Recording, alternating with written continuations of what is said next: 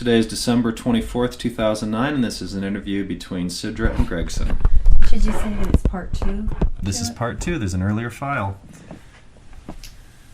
I just want to just talk a little bit about going to Seton Hill, and just because it's an accomplishment I'm proud of. Mm-hmm. So, I graduated from Point Park College. Yeah, Point Park and Seton Hill with my BA in theater. No, Point Park, you mean... Wait. I went to Point Park from 98 to, then I was done at Seton Hill in... whatever. You were at Point Park in, I believe, the early 90s. Yeah. No, wait. No, 85. Yes, It was 85. yes. Because I graduated from Seton 80s. Hill in 85. It was the early 80s, because actually I have photographs of this. I have photographs from Point Park College. Yeah, and then I switched over to Seton Hill. I only Yes. went 2 years to Point Park, and I finished my 2 years at Seton Hill. Yes. And I think graduated in 84 or 85. It was that. Yeah. I think you would have graduated in 85, because I graduated in 85, and we graduated the same year, I believe. Yeah. So anyway, I got done with college, and I moved down to D.C., and every day I would wake up in the morning going, what am I going to do with my life? I could not figure it out. And somehow going into acting, to become an acting person for the rest of my life, just didn't feel right. Why not? I wasn't that good. I could do it now. Mm-hmm. I could do it now. I've got the maturity for it. I couldn't have done it back then. Mm-hmm.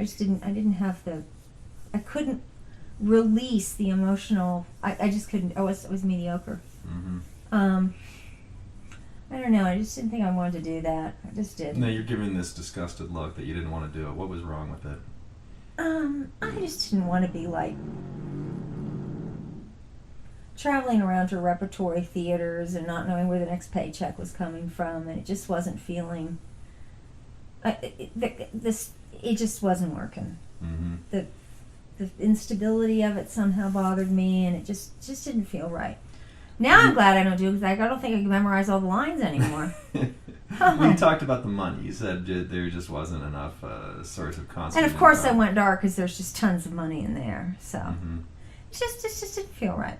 Mm-hmm. So I think at the time you used to talk about the lifestyle, because if I remember, well, I saw what the acting lifestyle was like, and there was a lot of drugs, and there was a lot of just, boozing and fucking around. Yes.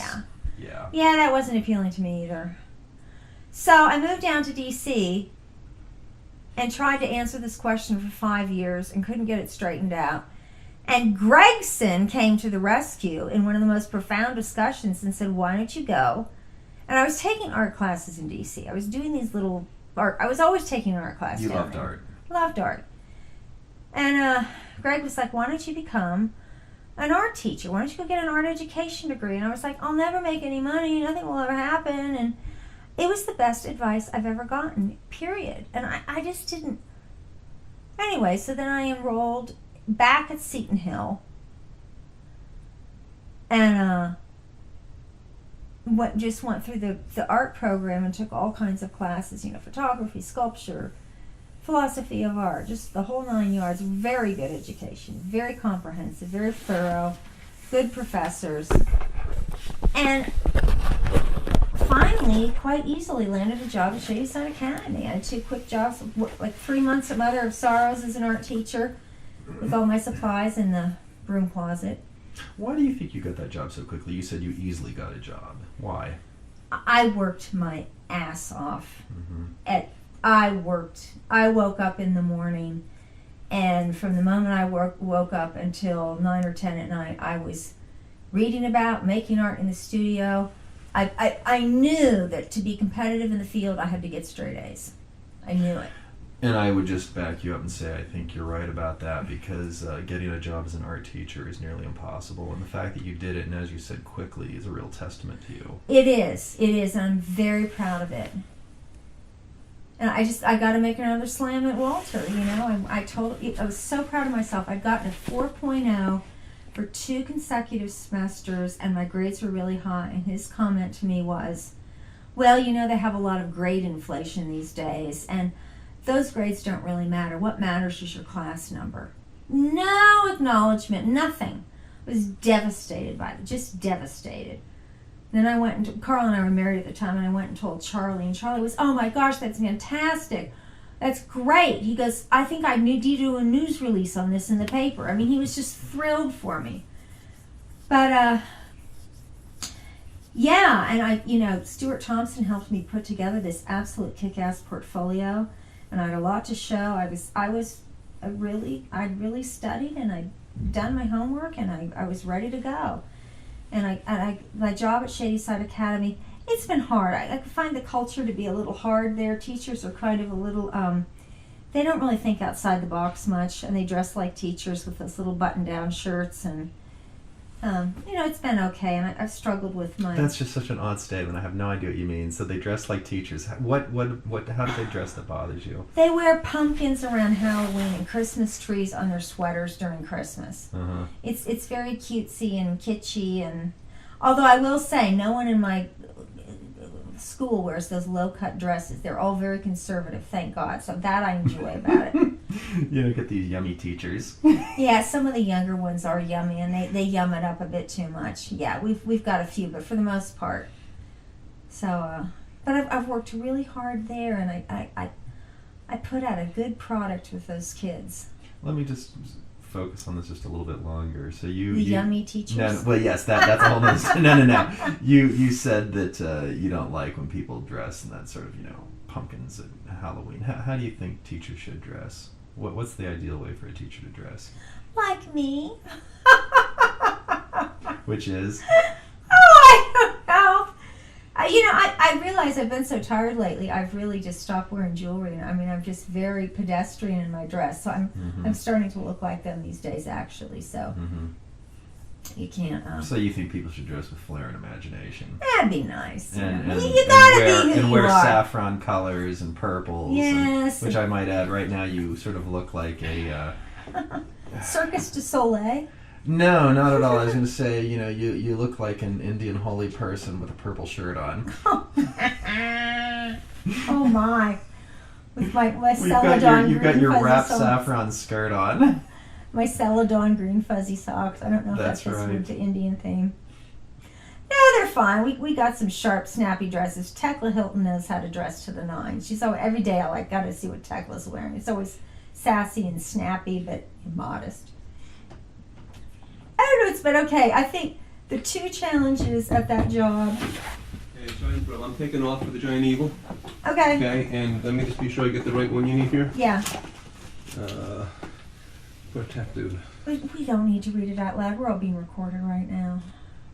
Okay. As we speak, you're on tape. All right. Yes. Okay. Oh, what was it? The two struggles at work that I've had are, and the first one's easy for me, is to really, but it's taken a while. You'd think the learning curve on teaching art would be easy and anyone could do it. It is hard. No. It is damn hard. There's a lot of politics and there's a lot of social stuff. No, involved. I'm just talking about getting the kids to put out the product I know they can put out. Mm-hmm. It took me 10 years to perfect a lesson, teaching it every year, on how to use a ruler correctly to do the spiral design. To do it efficiently so that every kid in the class has got it. It just takes me, some of them really take a long time. Usually it's 4 years to get a lesson down really where I want it to be. Mm-hmm. But my products are good. I am proud of the bulletin boards that I put up. I'm proud of the clay work. I think a challenge has been, it's hard for me to relate to like 20 kids at once a week. And I'm constantly trying to pull myself back to, being the compassionate teacher who's spending time with the students, looking them in the eye instead of worrying about getting on to the next project. So I've gone slower. I've pulled back my projects and said, okay, maybe we won't do as many projects. Maybe we're going to do 3 less this year. But that's been good. It's made it saner for me because sometimes I just get really hyper type A. And they can just be challenging sometimes. They can just be cleanup time comes with the 5th graders on a Friday afternoon. Give me an example of a lesson that went very well, or better yet, give me an example of something, an interaction with a student that just you thought, man, that's what teaching's all about. I've got a boy right now who I've been teaching since 3rd grade, and when he came in 3rd grade, he's all kind of on our radar at school. He's got a very strange home life. We think the person he's being raised by is not even his real mother. It's his grandmother, but he calls her mom, and he's kind of. I'm saying by Shady Side Academy standards, he's neglected. By public school standards, he's very well taken care of. So put it wherever you want to put it. It's interesting you make that distinction between public and private school, which I agree with completely, but I'm just... Yeah, well, third grade, his mother just drops him off up street, and he just roams around, and I'm thinking, oh, walking into the shop and looking at the porn, and there's not a lot of parental supervision, but in other cultures, that's whatever. It's his mother doesn't pick him up from time. They had to drop him out of after school. They wouldn't let him go anymore because she wasn't picking him up at 6 o'clock. She just wasn't coming for her kid. And he would act out in my class, and I was able to really connect with him and just tell him how much I liked him and how much I loved having him in the classroom. And the kids I connect with are always the kids who need it and who are in pain. And I really connected with him, and he absolutely adores me. He's so upset this year. He's like, "Oh, Ms. Vaux, you're my favorite teacher, and what am I going to do? I won't be able to see you next year." And he stands in the back of the line so he can get a big hug from me. And we've really bonded, and I know I have been very significant in his life.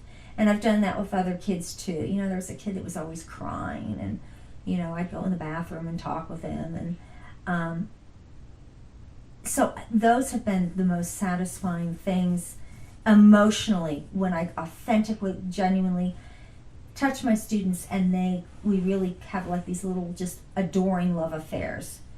And it's the kids that need it usually, because they're not getting it at home or whatever. It's interesting, when you talk about being a good teacher, you don't talk about subject matter, you talk about relationships. That always comes first in the classroom. And sometimes what comes first, relationships or subject matter? Making your kids need to feel emotionally safe to be able to work in your classroom. And I can count for you many times where I have just soared above the clouds and been the stellar teacher. I can also account for you times where I have been the bitch teacher from hell. I'm just like, get in line. You just kind of lose it sometimes, and you always think I could have been better there, and it's always, you always feel kind of ashamed and like, oh gosh, but I lose it with my own kid, and my own kid, you do your best. My subject matter, I did talk about it. I feel that the product my kids are putting out is good. I'm really into the diversity, so that I liked, kind of in the 1980s, you had the art stars like, Julian Chabel and David Salih, and, it's always kind of Jackson Pollock, all this in the earlier, and, just kind of this star. And a lot of art's taught that way, where you focus on the one star artist. And I've enjoyed going into a culture and going, let's look at the broad cultural things. So we'll look at Egypt, and my kids will make Egyptian masks. We make Celtic knotwork from Ireland, Fante flags from Ghana, Gayutaku fish prints from Japan. And I really like that, because a lot of those kids, I've got kids from Japan, I've got kids from China, I've got kids from India. So it's kind of neat to bring their culture into our classroom. I've got a bunch of Indian kids, so when we make our Indian parade elephants. I gotta stop you there. It's sort of like saying, what if you had some American kids off in England, for instance, and so the British teacher would say, oh yes, and we're including the American children by talking about cowboys. We do lots of cowboy work. And I know nothing about cowboys. I'm so not connected to the cowboy culture.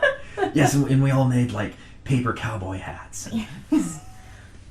Chris actually likes to do cowboy hats. The one I introduced this year was from Mexico, which were the amate paper cutouts, where the people, they take the bark and they pulp it up and make this rough paper, and then they cut it out and do these designs. And I'm really proud too that I always give the kids a lot of resources, so that when they're looking at the amate pictures, I will Xerox and laminate probably 50 different pictures of amate things, and they're all spread out on the table so they can kind of see these things. And we talk a lot about the difference between copying and appropriating, where we're not copying, but we're stepping in and trying to learn the visual lexicon of that culture, and kind of step into that as if you were going back in that culture and you were working with those people, so you can bring your own ideas. And their amate prints are very much their own, with their own signature style, but they're they still have the general feeling of an amate.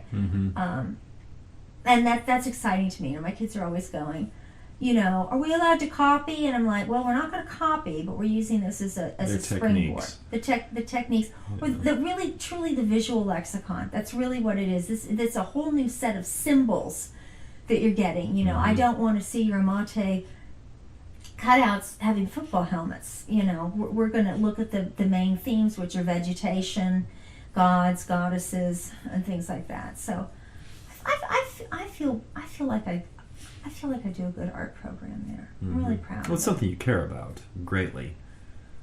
Yeah, I really do. I really do. I mean, you love art. I love art. I love it.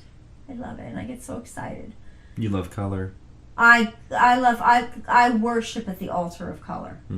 I just worship at it's my favorite, and it bugs me because it's out of all the elements and principles, it's my favorite one, and I never use it in my own artwork. It's form. I'm using form, balance, composition, proportion, but no color.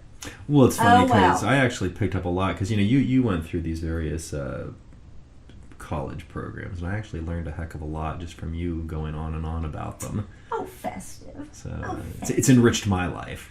Thank you. Well, I wouldn't have that degree today. I know I wouldn't if you hadn't just sat me down and said, do this. And I was like, oh, I can't. And you were like, what? Yeah, but you can. And there's, you can do this, this, and this, and this. Well, you liked art history. You liked that a lot. Oh, I loved art history. I just loved it. And once again, I benefited too because you used to talk about it a lot. And I picked up quite a bit. I tutored in art history at Seton Hill to the other students. And I would get really good grades. Really good. I felt so proud of myself. I worked very hard. Yeah. Well, I just had to toss my job in there because been there for 10 years, 2.5 days a week, doing my thing. I'm proud of myself too because I think it's hard to stick around. The politics of a place of work are they can be hellish and people can get on your nerves. And I thought the other woman and I thought we were just gonna kill each other at some points. And what is something she did that just drove you crazy? She doesn't have kids, and there's this way in which I feel like there's an emotional connection that's not there, and there's it truly is her way or the highway. She's very, she's kind of sees things. She doesn't have her own children. No, she doesn't have her own children, but she doesn't have the idea of a perspective outside of herself. And, I've just kind of gone, I'm just going to go with it. She's been there for 30 years, and no, I said it, and I'll say it again. There's puberty where you grow up physically, but then there's becoming a parent where you grow up spiritually, and your soul changes. Yeah, not all people need that child experience to go through it, but I don't know what her deal is, but she's hard to. She can be very judgmental, very critical. I cut my finger really badly, and it was my lymphedema finger, and the doctor didn't want stitches. There was nothing to stitch, and I took care of it as best I could, but then when I came into work the next day, it started bleeding again, lo and behold, because I'm running all around the place. She just wasn't very nice about it. She was like, she was asking questions. She asks them in this way where you're just being judged. And then she finally said, well, you really should have taken care of this before you came back to school, because I had to leave early that day. It was bleeding everywhere. It's been a challenge. And she is a really good art teacher. She's taught me a lot. She also has many fine qualities, so I have enjoyed being with her. But there's a way in which I'm proud of myself for not running. Well, you couldn't run. Where the fuck else am I going to get an art job like this? But you know what I mean? Like I have a choice. But I really kind of stuck it through and made adjustments when I needed to make adjustments. And, I just got through it. And somehow I think she went on pills or something, because 3 years ago she totally changed and she's a lot nicer. I do. I'm not just kidding thinking you. in the past you would have had another explanation. No, I do. I think they put her on some antidepressants or something. She's like totally different. She's still a little odd to deal with, when she tells a story, it's always funny and I laugh and she can go on. But when it comes my turn to kind of tell a story from my life, there's never the same enthusiasm. Yeah. You know, ever. Mm-hmm. And it's just kind of, there's not a, whatever. I'm proud I've stuck it out. You know. Learn when to take it up the butt. You know what I mean? That's what I'm trying to say. It's an important quality. It is an important quality. It's called compromise. Yes. Successful people compromise. Yes. Yeah. So. And it's so darn hard. It's hard. Oh, it's real hard. Yeah, it's hard. And I mean, the thing is, pride, which people say goes before the fall, and yes, pride can kill you, but we don't have things for no reason. There's a reason to have pride. Yeah, there is. There's a reason to stick up for yourself. I've gotten better at sticking up with myself with her, Mm-hmm. which I think has made it a little easier, but not much. Well, let's move on. That's a short blip in the screen. Okay. Well, tell me about somebody at work that you just really respect, or tell me a story about somebody at work that you thought was just an example of a great person. It's so funny. I'm up in my art room. I do not relate with my colleagues that much, so I really don't have a lot of interaction with them. But there have been two people that have really stuck out, and one was Carol Young. When I was diagnosed with breast cancer for the first time, she went out and she bought oil of Olay, and she read the Bible and anointed my head and prayed over me. And she named certain parts in her house after me. She's got this pond, and it's, as she walks the trail, she walks this every morning. It's called Cydra's Corner, and every time she passes that, she says a prayer for me. And she really carried me through on a very big level. She'd just do all kinds of nice things for me, and send me things and send me cards. And once again, she's a very distant person. You really can't get close to her. She needs to do these things kind of from a distance, but I've been able to accept them. And then another woman at work who I just love is Celeste Janasco, and I see Celeste Janasco once a week for a half hour, but we just kind of clicked. And she stopped by the house here and brought me soup, and we've if she's having big problems, she tells me and I tell her, and we're kind of confidants at school. So you like her openness? I do. She's loving and nurturing and warm. And when I found out about the liver cancer, she was the only person I told at work, and she came upstairs, and she's got this big bosom and this big motherliness, and I just sobbed in her arms, and it was really nice. That's been nice. And Jennifer Pavlin's left now. Jennifer and I are still good friends.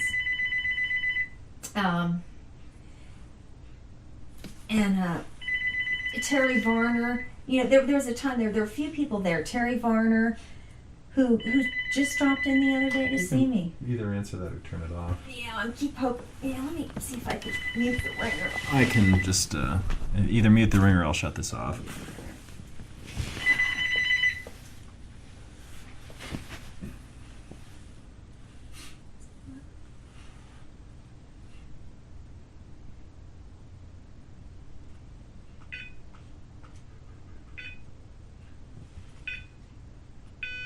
Ringer's off. Okay. Terry Varner really Terry and Raquel stepped in when I had cancer the first time. Raquel took me to a lot of my chemotherapy appointments and was an advocate and kept me out of some operations I shouldn't have been in. And I kind of credit her with sort of like almost saving my life a few times, really. Would come and take notes on the thing, and that was really nice. And Terry took me to all my shots. He was called the shot guy. He'd take me to my shots. And it was a hard time for me, and I really, they were funny people, they were good people, I miss them a lot.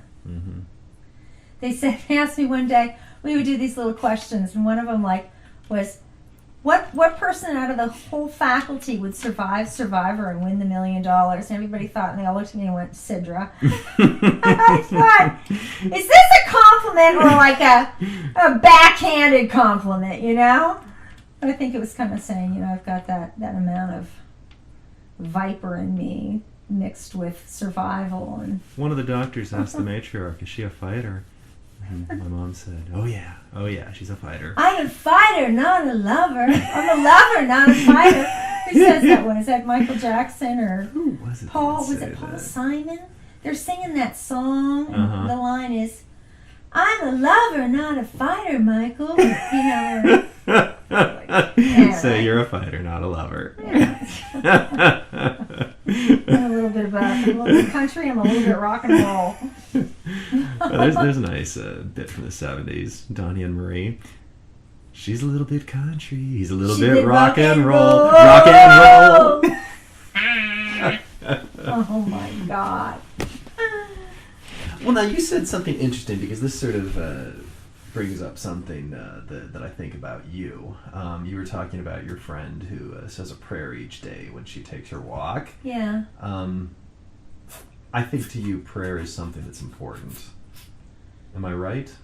Because you've been into prayer in the past. Yeah, it is. It is, and God, it's such an evolution. There's a song we sing at the Unitarian Church, "I'm just going to let the mystery be." Mm-hmm. And that's how I feel about it. You know, I have God figured out for myself, but I know that could change any hour. I always like to joke and say, Mondays I'm a Hindu, Tuesdays I'm a Catholic, Wednesdays I'm an atheist. Like, they're all in me. Like, there's this big pie, and each slice is like a different facet. Uh-huh. And I'm really comfortable with that. You know, I'm really comfortable, like, going down to the Hindu temple and getting down on my knees and totally prostrating in front of the Hindu gods, and then I'll go off to the Catholic church and look at the icons and be with them, and I'm just into it. But that's different. Prayer has worked well for me in two ways, and guided meditations, I really respond well to just putting myself in guided meditations, which have been really powerful, you know? What's guided meditation? Well, I'll just give you an example of one of the ones I used to do. And I always put myself in the Caribbean. I'd kind of be in the Caribbean. And all the friends I liked would be gathered around me. We'd all be down at the beach in this meditation and, you know, kind of just, you know, comfortable, fun clothes. And it was sunny and warm. And I would let myself go into the water and totally disintegrate and spread out over the ocean until I was one cell thick, and I just covered out over the ocean. And then I would imagine the sun coming down and taking each one of those cells and healing them and getting rid of the ones we didn't need, and, you know, healing the ones that needed to be healed. And then that mass would come back together in this kind of globby pink form. It always seemed like sort of pink clay wax to me. And that would go in... Clay. I almost see a theme here. Oh, stop! Stop! Mock me if you must. Mock me if you must. And then all of the people who were there would mold me back together. Mm-hmm. They would each get a chunk, and they'd mold, and they would... The healing power of forming the clay. The Just healing teasing power. you. This is serious stuff, Gregson. I'm This sure is it very is. serious. I'm sure it is. Very serious. And they would put me back together, and, you know, I'd kind of have divine entities that would come in there, and Jesus might be there, and Ganesh and Mary, and just kind of the healing light of God. And, you know, it was really, I mean, I got a lot out when I do that. I really get a lot out of it. That's one that I've Is had. that what prayer is to you? I mean, did you just describe prayer? Yeah. Okay. Pretty much that's usually what it is. That's usually what it is. Okay. Now, it's very different with Mother. Mm-hmm. And, you know, I kind of believe, like, that Mom and I are two halves of we're like two puzzle pieces that fit together perfectly. Because when she and I pray, and I pray for her, like, stuff happens. Mm-hmm. Like, it's beyond our understanding. You know, she was in that job that was abusive for 4 years, where she was, you know, the boss was screwing one of the people, and he was sending people porn, and it was just a nightmare position, and she was getting sick from it, just sick.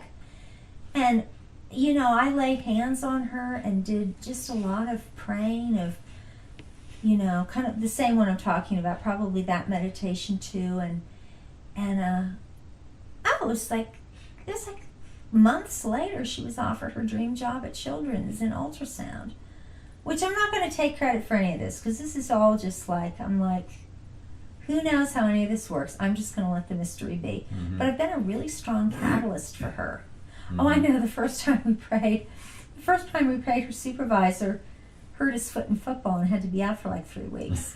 And then the next time we prayed, one of the other supervisors who was driving her crazy, like had to take a leave too. And then we started praying, and let no harm come to anyone when we pray today. It's like, oh my gosh.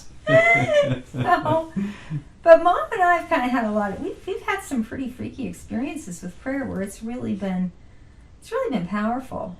So, and I don't know how that works. I mean, I kind of think, I'm going to let the mystery be, but I think if I'd said those same prayers for her and she was living off somewhere else in Timbuktu, it wouldn't work. I mean, I think it's like almost a psychological thing where I'm able to kind of, we're able to move in together and change things through those words. But I don't know how she got offered the job. I mean, some of the stuff was not beyond her control, and it happened. So, and it makes me sad. I feel like I don't pray as much as I should. It's one of those things that well, I've got cancer again. I think I'll start praying. Maybe I'll do some guided meditation. So,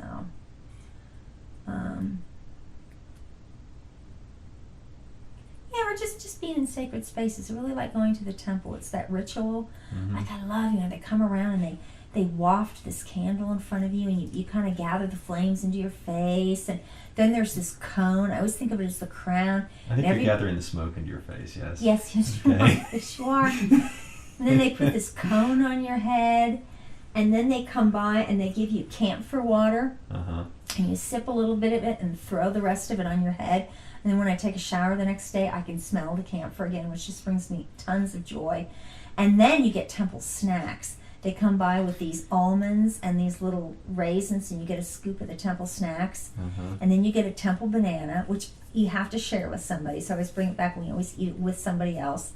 And then sometimes there's food out there, which just will be a little plate of kind of like, some little different, usually some white rice-based thing with spices and sugar.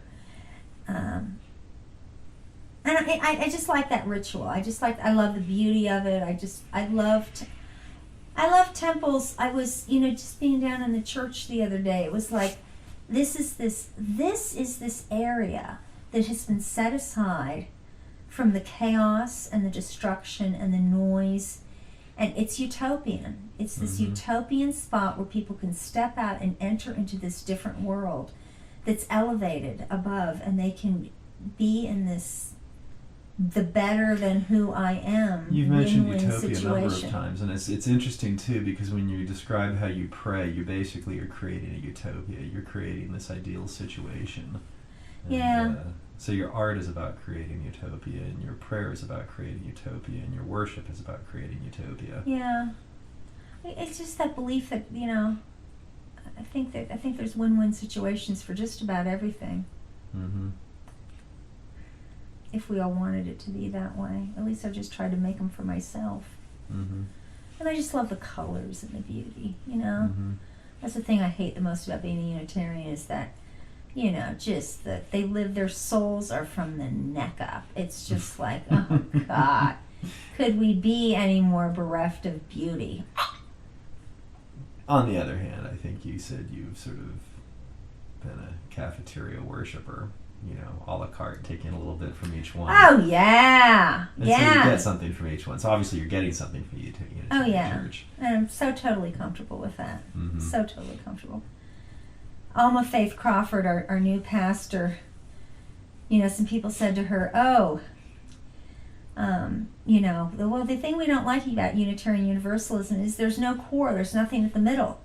And she responds to them, you know what, the thing I love about Unitarian Universalism is there's nothing at the middle. It's this empty spot, it's the seed of becoming, it's the place of possibilities. And the visual part I get about that, I always think of a circle of people sitting in a circle, and there's nothing in the center of the circle, but as they talk, the words go across the circle, they make eye contact, so there's this kind of creation that happens in the center of that circle. They're in this ring, they're holding this this area. It's interesting. It reminds me of the religious concept of co-creation. The idea is that God is done creating, and it's our turn. Yeah. See that. Let me ask you a question. You talk about these utopias. You know, you have your utopian clay, and you've mentioned it over and over again. And so, what is this perfect world that you envision? Oh, equality. I've always said that my website was dedicated to the equality between men and women, Mm-hmm. or that they were working together. That's really been a big part of it. But I don't really have a lot of men in my artwork either. I've got some of them, like that birth one that I did. Mm-hmm. There's the men are working together and the women are working together to birth the baby. Mm-hmm. So the only piece will have 4 penises in it. It's rather amazing. Saved them all up for one big piece. Oh, it's funny when you talk about men in your artwork. No, I have seen men in your artwork from time to time, but the one that I think had the most impact on me, and the one that I thought just made me laugh, and there's a little more truth to it than there ought to be. And I don't even know if that piece still exists. It was a painting you did, and it was really simple. And you actually talk about simple drawings. You probably did this one in just I've got it downstairs in the basement, the red one with the phalluses. Well, it's these men marching in a circle, and they have these huge penises, and basically their penises are leading them around as they march along. Yeah. And I love that one. And as I said, there's a little more truth to it than there ought to be. Yeah. We're all like that, though. You know, we're kind of led around by our, I don't know what we think with. We think with Our ids. Our ids! Our knuckle dragging simian brains. Well, now here's the funny thing is, and you may or may not remember this, but when you were in Israel on the kibbutz, some people called you Idra. They called me Idra. And somehow you'd earned that. I don't know how that happened. A lust for life, the atavistic. Give me a little sex, a little food, a nice warm fire, pleasures of the flesh, and I'm happy. You know? Yeah. What more do we need? Yes, I remember Idra quite well. Those were back in your carefree days. Yes. Was I still drinking back then? I don't think I was smoking. I wasn't smoking and drinking. I don't think you were doing either then. No, I wasn't. Yeah, and I miss that about myself, You miss drinking? No. I just you miss being carefree. I miss being crazy, letting my hair. The Unitarians are a staid bunch, and I miss the theater people. I miss, I wouldn't want all that stuff, but there's just this. I miss those college days. You're crazy. You're running around. You're screaming. You're just, you're not thinking. You have to be responsible. You fall on the floor laughing. I can't believe I did it now, but there was one day we were in the lobby, and I just fell on the ground at Shadyside and started rolling around. And one of the teachers looked at me and she said, "Get up off the floor." Because, that's me, I can never in my life imagine any person at Shadyside ever, I cringe to think of that. They would no more do that than they could flap wings and fly to the moon. It's I am not that person anymore, and I don't want to be that person, but I do remember when I was in college, we went to Eaton Park, a group of us, and the management came by and asked us to leave because we were laughing so hard. Yeah. Oh, I miss laughing. Like, that stuff's good. I really hang on to that. Uh-huh. Yeah.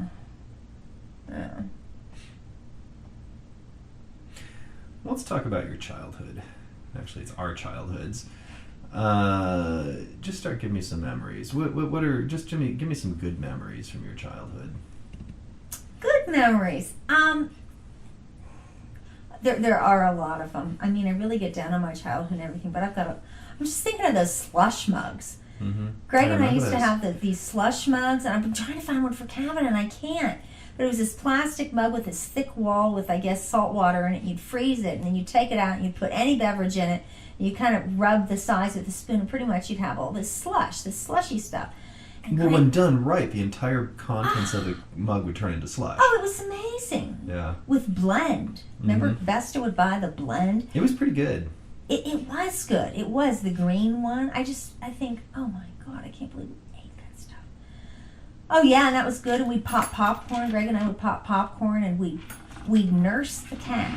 I told someone at church the other day about suckling the cat, and there was this look that flickered across her face of, oh my God, what are you talking about? What other perverted things did you do growing up with your animals? Well, you might want to explain what that means. Yeah, the cat had not been weaned soon enough. It was Greg's cat. Was it Nova? That was very much my cat Nova, yes. Yeah, which I mainly just called Sucky Paws. Yes. And the cat had not been weaned, and it needed to nurse, and it would just crawl up and suck on your ear. It had that sucking need. And so we'd start on the couch and we'd rotate, and I might start on my left ear for about 10 minutes, and then I'd go to my right ear, and it would be swollen and red, and we'd pass it on to Greg, and he'd do his ears, and we'd just rotate the cat until it fell asleep, and it was so cute. I don't remember how long that went on, but I literally, for a period of time, had just constantly red ears from nursing the cat. Oh my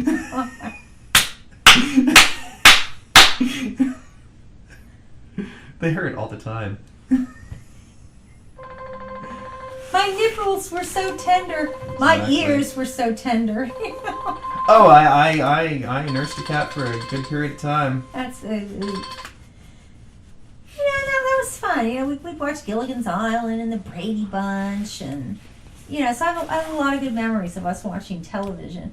Some of the even better memories, moving into other things, I loved when Besta would cook in the kitchen. Mm-hmm. She'd be out there making whatever, and we'd be in there helping. And I remember her breasts would always get in the flour dough, so she'd always have these big white crescents right under the curve of her breast that was just covered in flour, because they would just dip right in. They were always in everything.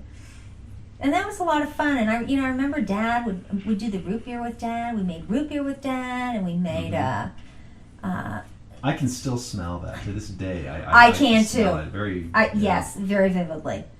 We'd also make wine, I think, and He made lots of wine. then he'd make.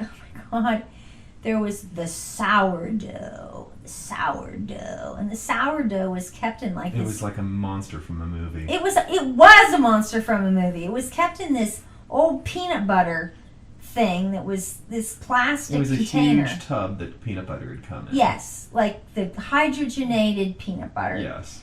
And this thing would sit on top of the refrigerator where it was warm, but then it would get too warm and it would sludge out over the top and pop the lid. The lid would pop off and you could hear it exploding occasionally. Yes, you could. And it would crawl out onto the refrigerator. And ooze down. And you knew someday it was going to ooze up to your bedroom and like That's strike. right. It was going to eat you. It was going to absorb you.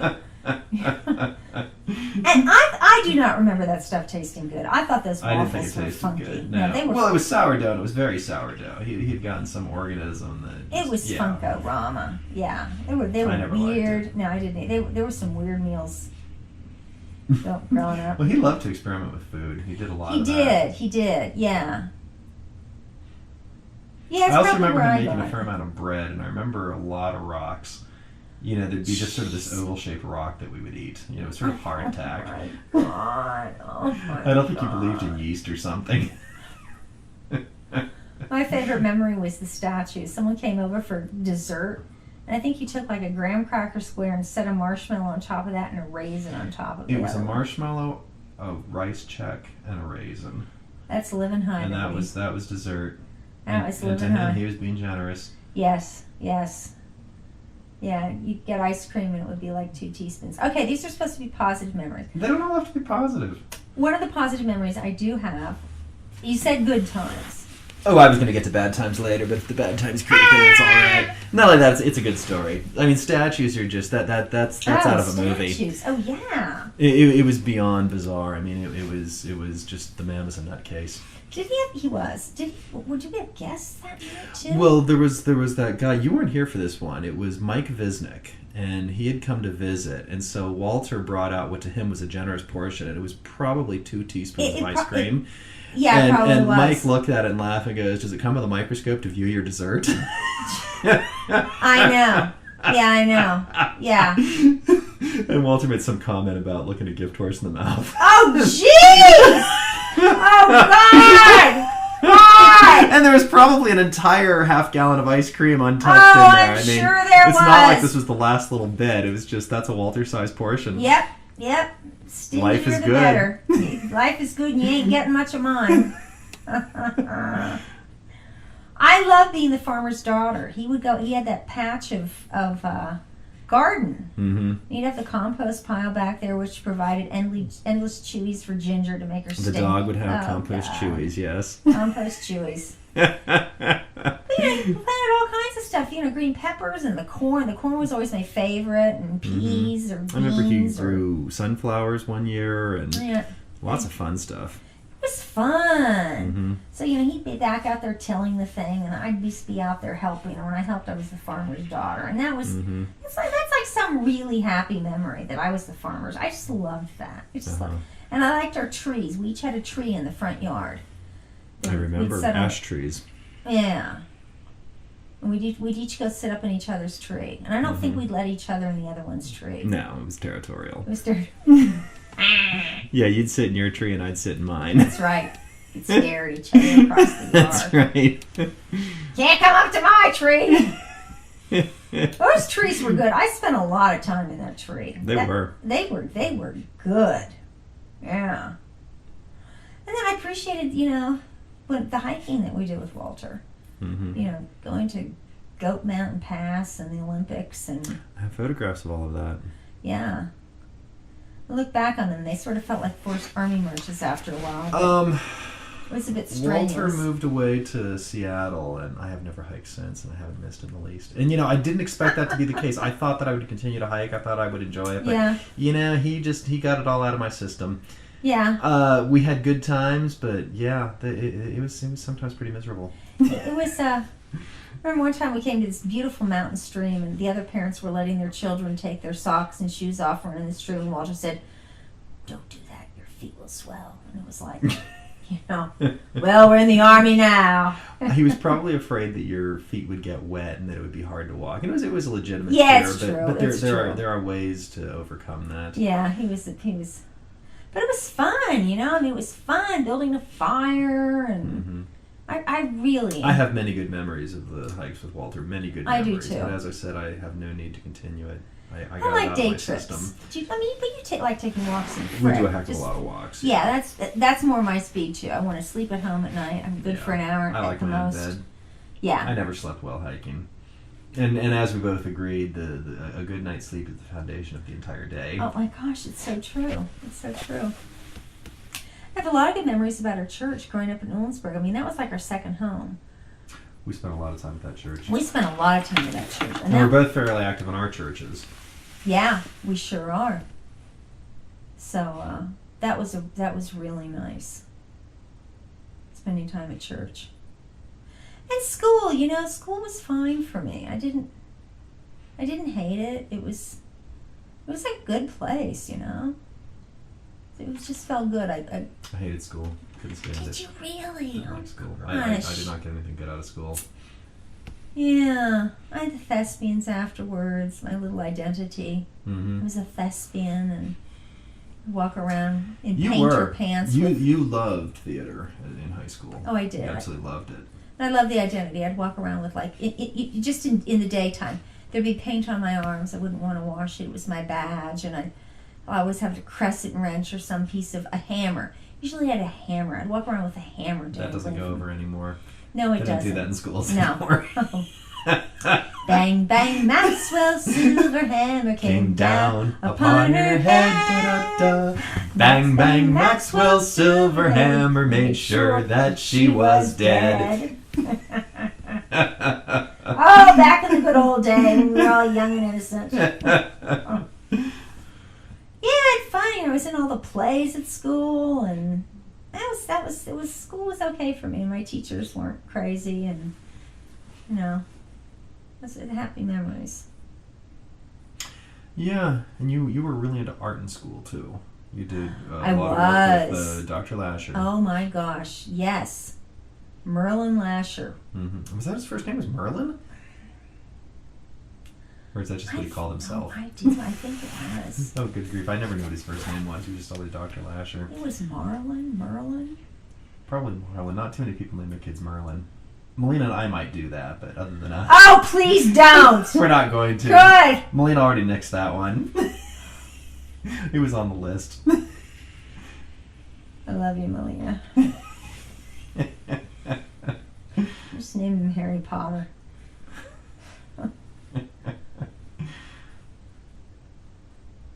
Actually, I'm just about worn out. Do you think we'd have time for another day?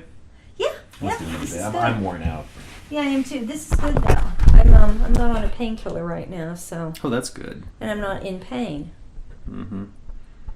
Actually, you want to come down and join me in a snack? Let's do it. Remember to turn this off. Good. That's it.